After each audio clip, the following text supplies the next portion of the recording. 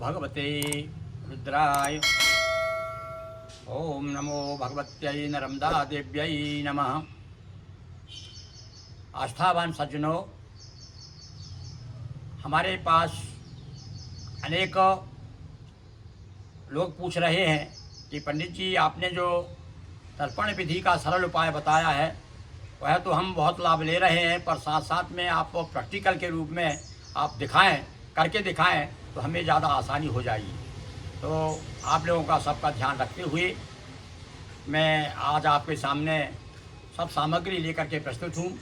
तो पहले तो अपन समझ लें कि किस प्रकार से क्या क्या सामग्री लगती है और किस प्रकार से और क्या क्या चीज़ें लगती है। तो देखिए, सबसे पहले मैंने वस्त्र पहने हुए, तो सफ़ेद वस्त्र चाहिए, सफ़ेद वस्त्र हों, सफ़ेद फूल हों, और आसन कुशासन मिल जाए तो ठीक है, नहीं तो कुश ज़रूर है। कुश ले आइए। देखिए ये कुश रखा हुआ है, ये कुश बुलवा लिया है हमने। ये सफ़ेद फूल देखिए, ये दूध भी बुला लिया है, और ये तिल और चावल। अब आप यदि कहेंगे कि पंडित जी हमें दूध उपलब्ध नहीं हो पा रहा है और फूल भी उपलब्ध नहीं हो पा रहे हैं, हो नहीं पा रहा है, नहीं फूल नहीं मिल रहे हैं, कोई बात नहीं।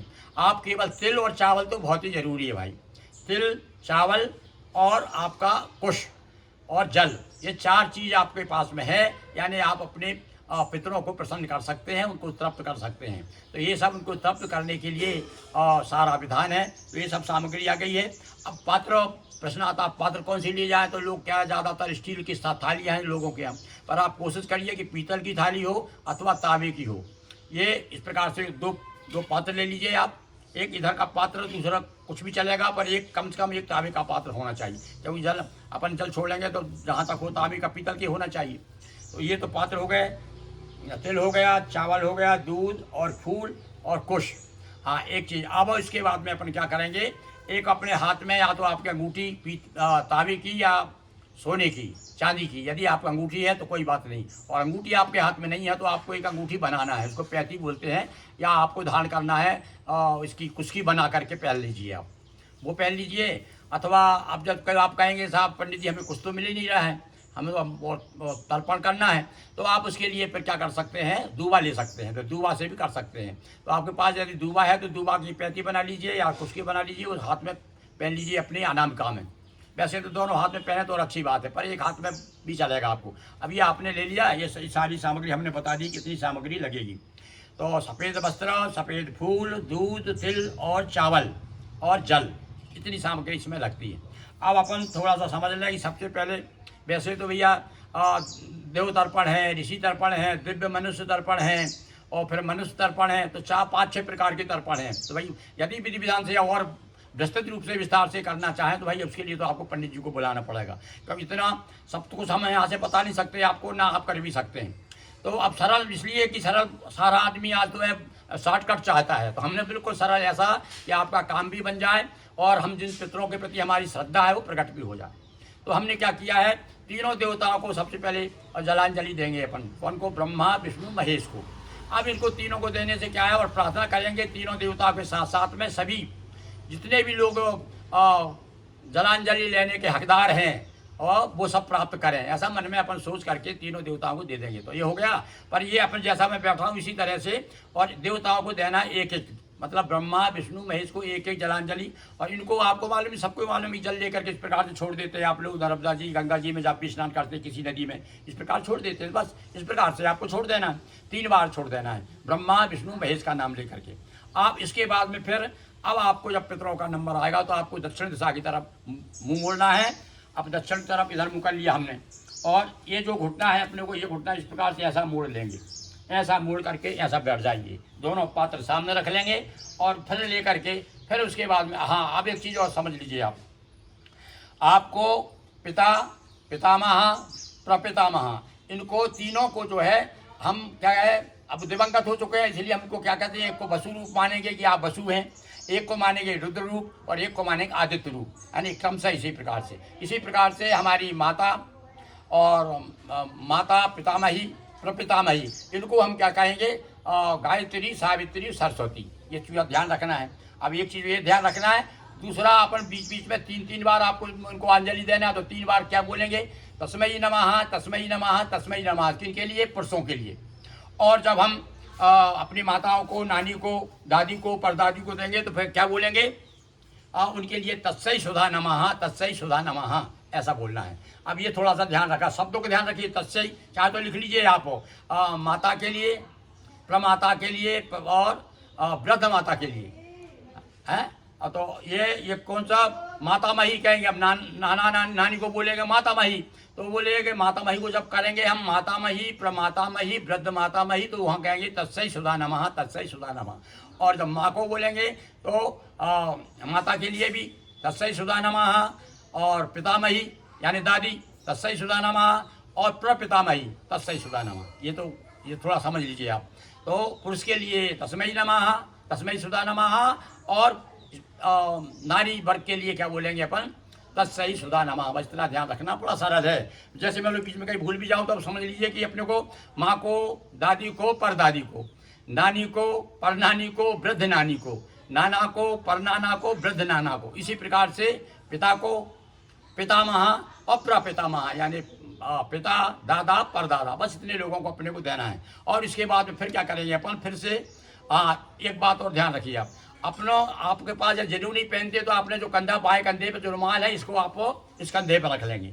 और इसके बाद आपका जो जनेऊ यानी जनेऊ धारी है, आप तो ब्राह्मण लोग समझते ही हैं, इसको आप सब कर लेंगे, मतलब इसको निकाल के कांधे पे, दाहिने कांधे पे कर लेंगे।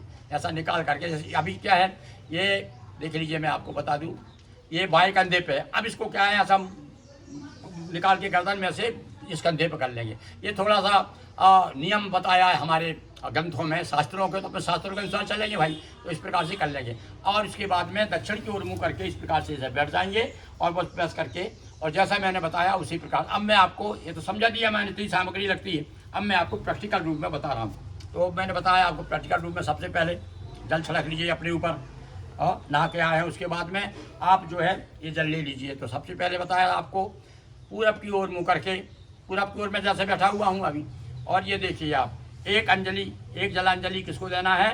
ब्रह्मा विष्णु। तो ओम ब्रह्मा तृप्ताम, ये छोड़ दीजिए, ओम ब्रह्मा तृप्ताम, ओम विष्णुस्तृप्ताम, ओम रुद्रस्तृप्ताम, बस।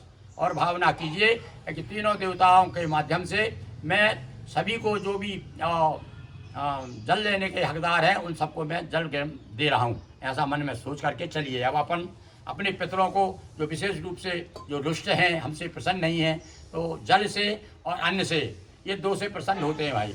तो आप तो ये इसलिए तर्पण और श्राद्ध दोनों साथ साथ चलता है, इसलिए आप अन्नदान भी करते रहिएगा। इसलिए कहा कि गाय को रोटी खिलाइए, कुत्ता को खिलाइए, कौए को खिलाइए, रोज़ खिला सकें तो और अच्छी बात है। और वैसे श्राद्ध के दिन तो आपको करना ही है, एक ब्राह्मण का भोजन तो कराना ही है। वैसे तो हमारे उसमें पुराणों में लिखा हुआ है कि भाई पूरे श्राद्ध 16 दिन तो एक ब्राह्मण को रोज ही भोजन कराइए। अन्नदान, जल देते हैं ना आप, तो जल के साथ अन्न भी दीजिए। तो इस प्रकार अब चलिए अपन आ जाते हैं इधर दक्षिण की तरफ। आप वही मैंने बता दिया आपको, ये जो जनेऊ है मैंने लेकर के, ये देखिए जनेऊ निकाल लिया है।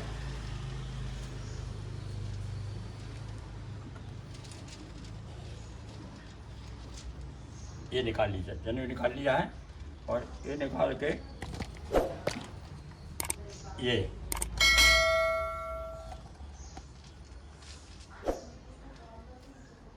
तो आप इस ऐसा कर लेंगे। इधर ये हो गया, ये दाहिने हो गया। और ये जो अपना ये रुमाल है, इसको भी आप बाएं दाहिने कंधे पर रख लेंगे, और हमने जनेऊ भी दाहिने कंधे पर रख लिया।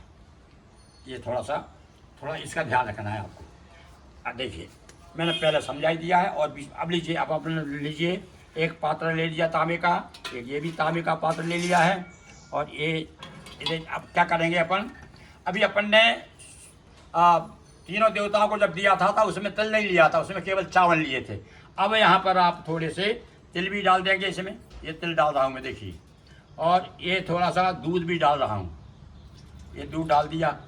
ये फूल, सफ़ेद फूल मिल गए मुझे तो ये ले लिए। यदि आपको ना मिले कोई बात नहीं है, पर चावल तिल तो मिल ही जाते हैं भाई, ये तो आपको लेना ही है। और कुश, ये कुश मेरा ले लिया। कुश में क्या है, उसके जो अग्रभाग है और जो ये मूल भाग, ये दोनों इस प्रकार से कर लेंगे अपन।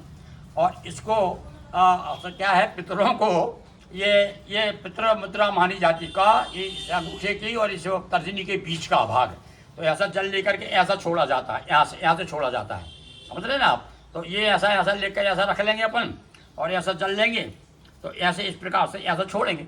तो अब देखिए इसमें मैंने ये जल भर लिया है। इसमें क्या क्या है, इसमें दूध है, जल है, ये गंगा जी का नर्मदा जी का जल है, और इसमें फूल रखे हैं, चावल रखे हैं और तिल डला हुआ। अब अपन अब शुरू करेंगे। तो सबसे पहले अब याद रखिएगा, यहाँ पिता और पिता के बाद क्या दादा और परदादा, तो इनको संस्कृत में क्या बोलेंगे, पिता को पिता ही बोलेंगे, पिता पितामह और प्रपितामह, हो गए ना तीन। तो चलिए अब बोलेंगे, तो कौन कौन से आएंगे, वसु, रुद्र और आदित्य। तो अस्मद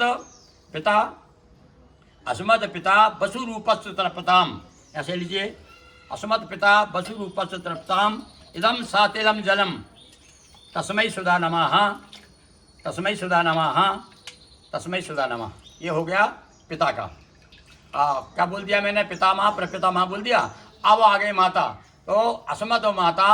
अब मैंने अब ध्यान रखिए, आप यहाँ तस्मै बोला है, अब यहाँ तस्मै बोलना पड़ेगा अपने को।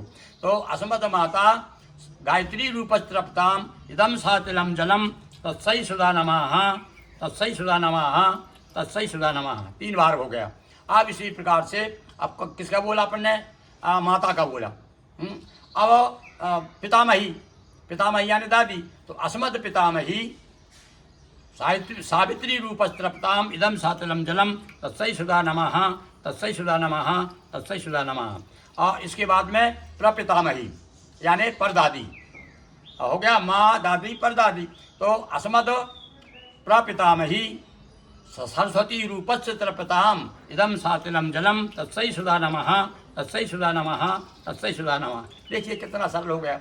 अभी हो गया द्वारा। अब इसी प्रकार से अपने नाना नानी को दे देंगे, तो नाना को बोलेंगे मातामह और नानी को बोलेंगे मातामही। तो अब नाना के लिए बोलते हैं सब, इनके लिए भी वही रुद्र, फिर सबसे पहले नहीं वसु रुद्र और आदित्य, बस इतना ध्यान रखना है आपको। तो असमद मातामह यानी नाना, असमद मातामह वसु रूपस्त्रप्ताम इदम सातिलम जलम तस्मै सुधा नमः, तस्मै सुधा नमः, तस्मै सुधा नमः। ये हो गया अपनी नाना जी। और नानी को कहेंगे संस्कृत में मातामही। तो मातामही और प्रमातामही और वृद्ध मातामही। जैसे अपन बोला नाना को बोला अपन ने, नाना को क्या बोलना है आप लोग, क्या मान लो भूल भी गया हूँ तो आप ध्यान रखिए। नाना को क्या बोला, मातामह, प्रमातामह, वृद्ध मातामह। ये हो गया वसु रुद्र आदित्य। अब इनको क्या बोलेंगे अपन, गायत्री सावित्री सरस्वती। लीजिए आप, अस्मद मातामही गायत्री रूपस्त्रप्ताम इदम सातिलम जलम तत्सै सुधा नमः, तत्सै सुधा नमः, तत्सै सुधा नमः। अस्मद प्रमातामही सावित्री रूपस्त्रप्ताम इदम सातिलम जलम तत्सै सुधा नमः, तत्सै सुधा नमः, तत्सै सुधा नमः। इसी प्रकार से वृद्ध मातामही, अस्मद वृद्ध मातामही सरस्वती रूपस्त्र, कहीं कहीं लक्ष्मी रूप भी बोल सकते हैं आप, पर ये बड़ा सरल है, गायत्री सावित्री सरस्वती। तो सरस्वती रूपस्त्रप्ताम इदम सातिलम जलम तत्सै सुधा नमः, तत्सै सुधा नमः, तत्सै सुधा नमः। बस ये अपने तीन पीढ़ियों को, दोनों गोत्रों को दे दिया आपने। पहले गोत्र हाँ मैंने बता दिया था पहले कि आपको पहले अपना गोत्र और नाम उच्चारण करना है और उसके बाद में करना है। जब भी आप कहेंगे, जैसे पिताजी कहेंगे तो अपना मेरा अपना नाम बोलिए, गोत्र बोल करके और फिर अब शुरू कर दीजिए। इस प्रकार से आपको अपना नाम गोत्र बोल करके शुरू करना है। तो ये आज का ये हो गया। अब थोड़ा सा और रह गया भाई, अब क्या करेंगे, अब ध्यान रखिए आप, ये जो आपने ये रुमाल लिया इसको फिर वहीं कर लेंगे। यदि जनेऊ आपने बदला है तो जनेऊ को लीजिए आप और इसको यहाँ से लेकर के इसको फिर वहीं के वहीं ऐसा, ये जनेऊ को बाहर ना निकाले, यहीं से कर लें। ऐसा ना कि आप उतार लें, पूरा उतारना नहीं चाहिए जनेऊ को। उसके बाद में फिर आप इस प्रकार से जनेऊ को ऐसा कर लीजिए और फिर आप पूर्व की ओर हो जाइए, पूर्वाभिमुख हो जाइए। और एक पात्र ले लीजिए आप, ये एक पात्र को इधर ले लीजिए आप। अब अपने को सूर्य भगवान को देना है, तो सूर्य भगवान को भी 3 अंजलि देना है। इस प्रकार से रख लीजिए और ये लीजिए, अपने जल ले लिया और जल में थोड़े से चावल आपने, ये थोड़े जल में इसमें थोड़े चावल डाल लीजिए। अब सूर्य भगवान को देना है। तो ओम सूर्याय नमः, ओम दिवाकराय नमः, ओम भास्कराय नमः। और ये तीनों याद ना रहे तो ओम सूर्याय नमः 3 बार बोल करके, ऐसा बोल करके ओम सूर्याय नमः, ओम भास्कराय नमः, ओम दिवाकराय नमः। बस अब इस प्रकार से अपना तर्पण विधि संपन्न हुई। अब आप क्या करेंगे, आचमन करेंगे, थोड़ा सा जल लेकर के ऐसा आचमन कर लेंगे, जल छोड़ देंगे और हाथ जोड़ करके अपने पितरों से कहेंगे, हे पितरों, मैंने बड़े श्रद्धा के साथ में आपको जलांजलि दी है, आप स्वीकार कीजिए और इसमें कहीं मेरी गलती हो गई हो तो क्षमा कीजिए। इस प्रकार से प्रार्थना करें और साथ में 3 बार विष्णु विष्णु बोलें और रुद्र बोलें 3 बार। ओम विष्णुवे नमः, ओम विष्णुवे नमः, ओम विष्णुवे नमः, ओम रुद्राय नमः, ओम रुद्राय नमः, ओम रुद्राय नमः।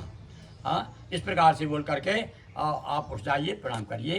बस आपका ये कार्यक्रम संपन्न हो जाए। मुझे आशा है कि निश्चित रूप से मैंने जो संक्षिप्त रूप में आपको बताया, क्योंकि इतना कठिन समय हो गया है, हमारे पास में समय नहीं है, इसलिए इस माध्यम से भी आप अपने पितरों को प्रसन्न करिए।